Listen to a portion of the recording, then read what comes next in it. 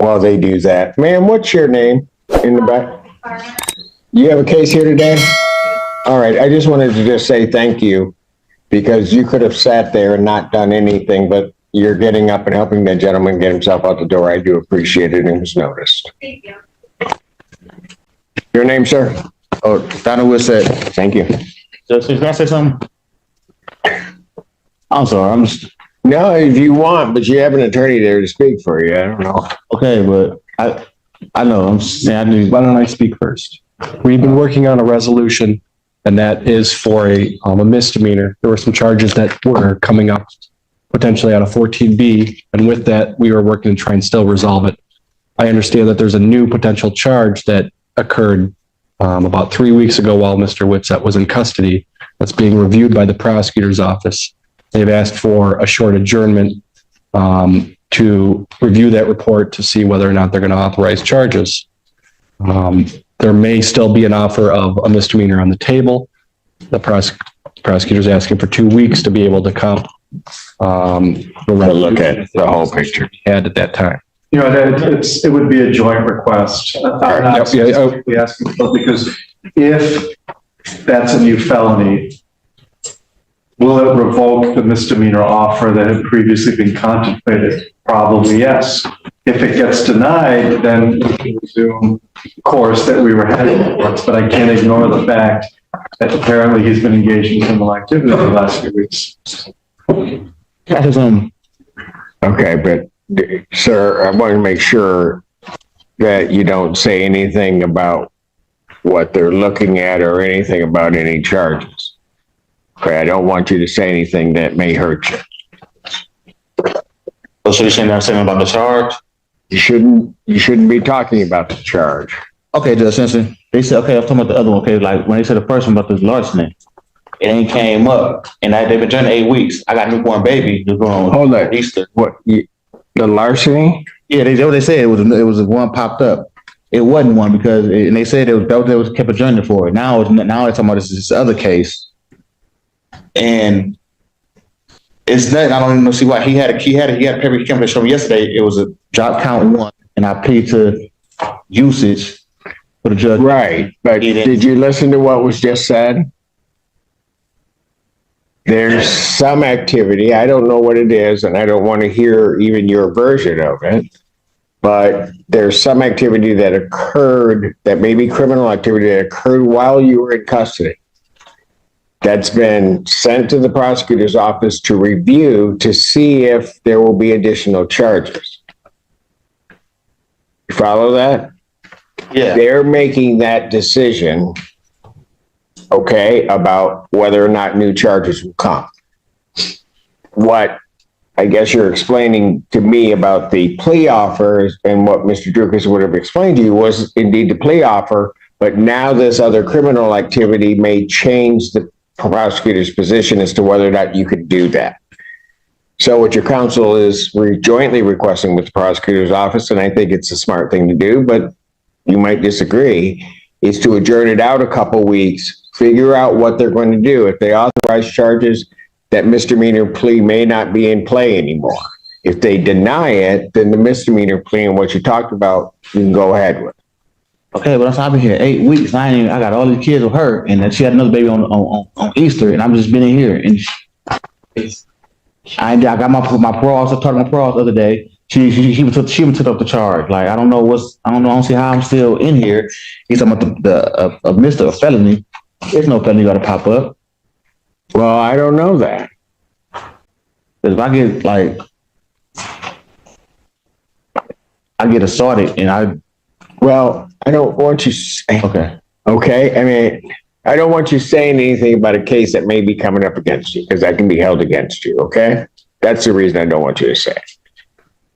All right. I would ask for 2 weeks for a new address. Probable cause conference, May 30th. Is that right? Yes. 2024, 9 a.m. Bond continue. Your Honor, he wants me to address bond. I know we addressed bond here last time. If the court would allow him out, would go to community corrections and test. I think the last time that we addressed bond, it was the fact that he didn't show up last year. Correct.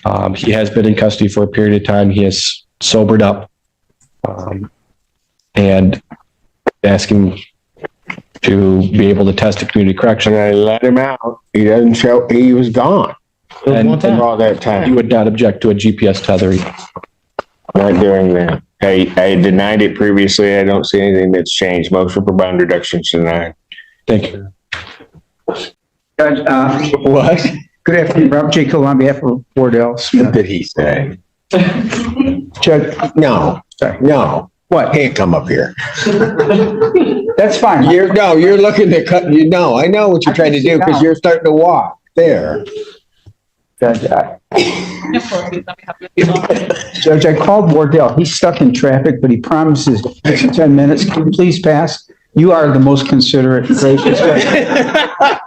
I know, so I'm sure you won't object. Wardell ain't in traffic. Thank you, Judge. It's from where? Well, he just said he's 10. From Ipsy? Judge, have you gone down Washington Avenue lately? Yes. Oh, you come here early because you're such the judge type, he gets here early all the time. The judge type? I don't know what that, fine, kill all, I'll pass it. You worn me down. He wasn't leaving the podium till he got that. Uh-oh. Good afternoon, Your Honor. Nikki Berger, requesting permission to practice pursuant to Michigan Court Rule 8.120 under the supervision of the most punctual attorney, Jay Ballinger, representing Mr. Wow. Pate, who is present. Wow. I almost want to deny it because that's not true.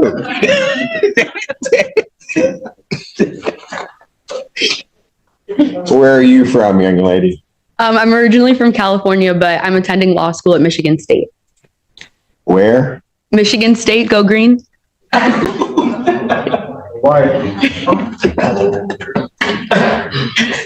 Brown, you need to talk to her. Come in here, spell terrapin really fast. You can't do it. They didn't teach us that yet. You're a Spartan. Anything longer than 7 letters, you can't get. All right. I guess permission to practice is granted. Thank you. Please state your name for the record. Robert Pate. Thank you. We are seeking adjournment for 2 weeks out to discuss the potential for a. Is that written all down there? It is. Okay, go ahead. Okay. For a global resolution. Your Honor, no objection, and for the record, we had a discussion before we got here. She was very worried that I wouldn't be kind to her. We had What? no idea. What? Oh, that you wouldn't be kind to her? I was kind. Hey, Emily, was I kind? Okay.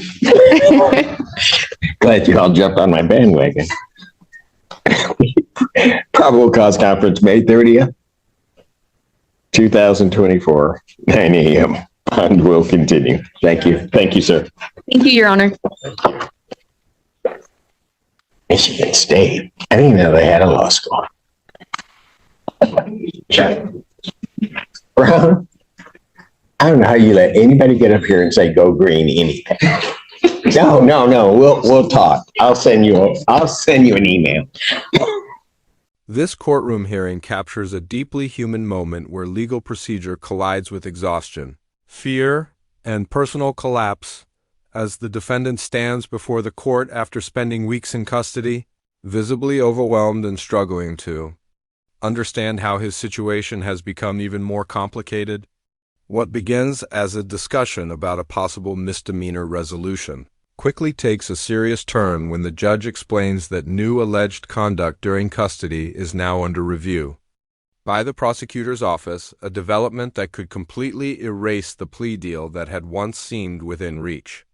The defendant repeatedly attempts to speak, desperate to explain his side, referencing his family, his newborn child, and the emotional toll of being incarcerated for 8 weeks, but the judge firmly stops him, warning that speaking about potential or pending charges could severely damage his case.